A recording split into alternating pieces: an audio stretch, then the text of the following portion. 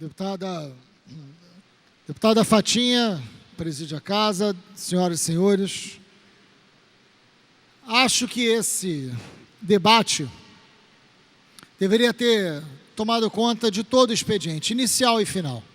Essa casa não pode, deputada Lucinha, fingir que não tem nada acontecendo. A casa amanhece com a Polícia Federal, com o Ministério Público, é notícia em todos os veículos de comunicação do Brasil, e aqui a gente vem votar os projetos como se nada tivesse acontecendo, ou se não tivéssemos nenhum vínculo com isso. Inadmissível.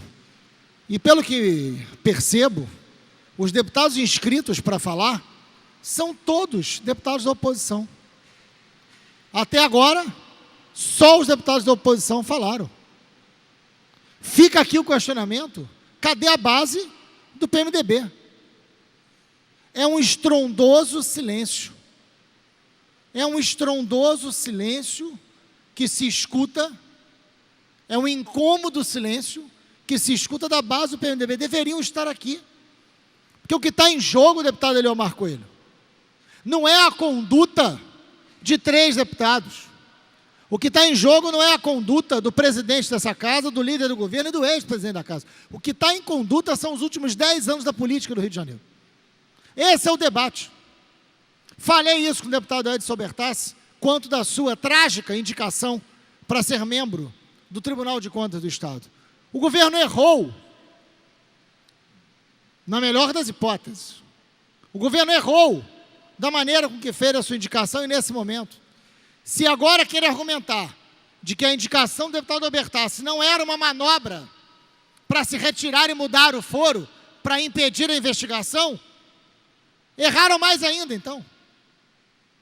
Se não é verdade que o objetivo era esse, perdoe-me, mas é tamanha burrice, porque não tem como interpretar de maneira diferente. Esta investigação que hoje está em curso estava programada para dezembro. Anteciparam, porque entenderam que aqui se programava um golpe. Ah, não, mas não era golpe. Ué, mas em setembro havia uma lista tríplice que o governador aceitou, com 3 auditores. O governador aceitou a lista em setembro. Por que em setembro, quando recebeu a lista, o governador não disse: não, eu vou indicar alguém da minha nomeação, da minha indicação política? Ele não falou isso.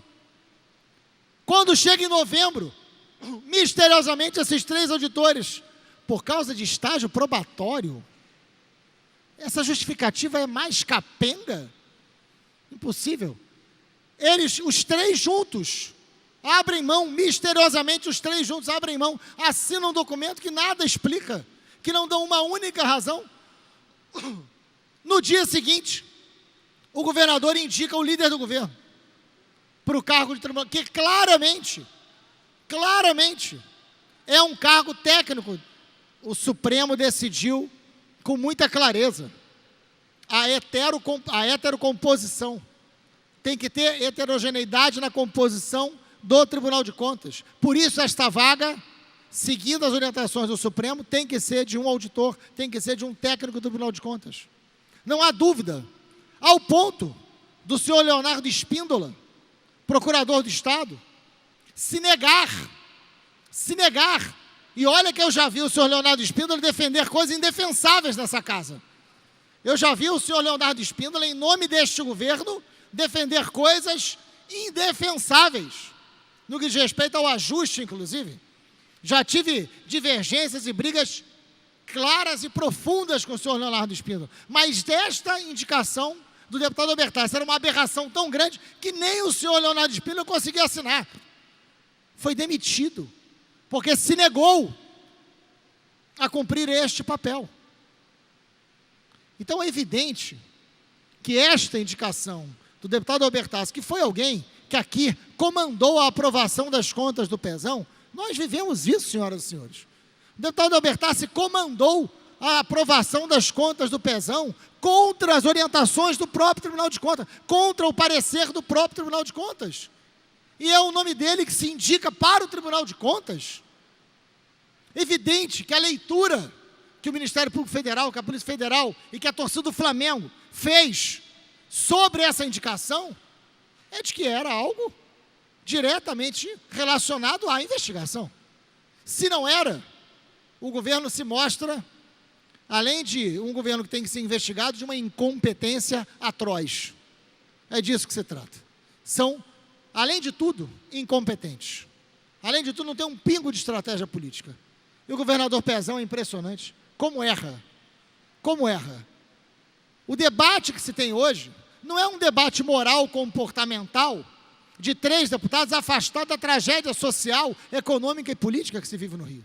Hoje, se os hospitais da Zona Oeste, se os hospitais da Zona Norte, se os índices de violência da Zona Norte, da região metropolitana, se a qualidade da educação do Estado, a impossibilidade de um trabalho digno dos professores em sala de aula, se isso assola a realidade do Rio de Janeiro hoje, isso tem uma relação direta com a crise política estabelecida pelo PMDB e a sua forma de governar o Rio.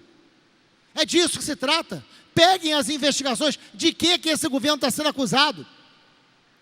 Os deputados estão sendo acusados porque este poder perdeu a sua independência, não fiscaliza o executivo, não é fiscalizado pelo Tribunal de Contas. Esta relação entre Tribunal de Contas, Poder Legislativo e Poder Executivo, misturado a interesses empresariais de um setor do empresariado, constituiu uma lógica política absolutamente criminosa. A maior organização criminosa que já existiu na história do Rio de Janeiro se chama PMDB. É disso que a gente está falando.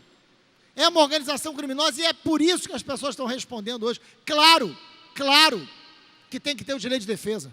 Claro que tem que ter a apresentação de provas concretas para a condenação de qualquer pessoa. Evidente que não podemos aceitar nenhum abuso judicial. Mas é claro que o que se vive no Rio de Janeiro hoje, é preciso que se dê uma resposta. E todos os partidos deveriam aqui se pronunciar. A base do governo e o PMDB deveriam ter sido os primeiros a subirem nesse microfone para falar o que acham disso, para defenderem o seu projeto sobre o Rio de Janeiro, que hoje arruinou com a vida do servidor público, arruinou com a vida de quem mora na Zona Norte, com a vida de quem mora na Zona Oeste, na região metropolitana e qualquer cidadão do Rio de Janeiro. Acabou com qualquer princípio de educação pública nesse lugar. É violento, é absolutamente violento o Rio de Janeiro. Agora, a violência que se vê nas ruas é fruto de uma violência política que esta elite política do PMDB implementou sobre todos nós. Não foram poucos os acordos para sim beneficiar a FETransport aqui dentro. E a gente pode lembrar aqui a situação de motorista e trocador, que nós nunca conseguimos enfrentar aqui dentro. O bilhete único, o tempo do bilhete único de 2 para 3 anos, projeto que a gente nunca conseguiu votar aqui dentro. A CPI que nós apresentamos, Eliomar, e que as assinaturas foram retiradas da calada da noite para beneficiar a FETransport e não deixar que tivesse, no mês passado, uma CPI sobre o transporte, sobre a relação da FETransport com esse parlamento. Este parlamento retirou a assinatura na madrugada. Então, como não é suspeito? Como dizer que não é? Como vir uma nota dizendo que não há nenhuma necessidade de suspeição? Claro que há inúmeros fatos, inúmeros casos onde a FETransport foi sim protegida aqui dentro, como foi protegido na Câmara de Vereadores pelo senhor Rodrigo Bettley, que depois vazou a gravação e mostrou que atuava lá para defender empresários de ônibus. Sabemos como agem os empresários de ônibus no Rio de Janeiro. Fazem investimento de negócios quando investem na política, quando financiam campanhas. O Rio hoje é caro e violento, graças à forma de governar do PMDB. Que as pessoas tenham direito de defesa, mas que essa investigação chegue até o fim e que quem fez pague o que tem que pagar. O PSOL vai cobrar que essa investigação não fique no meio do caminho. Não tenham dúvidas que nós hoje colhemos a coerência do que sempre plantamos. Nós não votamos nesses projetos, nós não votamos nessas pessoas, nós não fizemos parte desse governo e dessa base. Por isso, a gente tem toda a tranquilidade de subir nesse microfone e dizer o que tem que ser dito, e não ficar se escondendo pelos corredores da Alerj. Obrigado.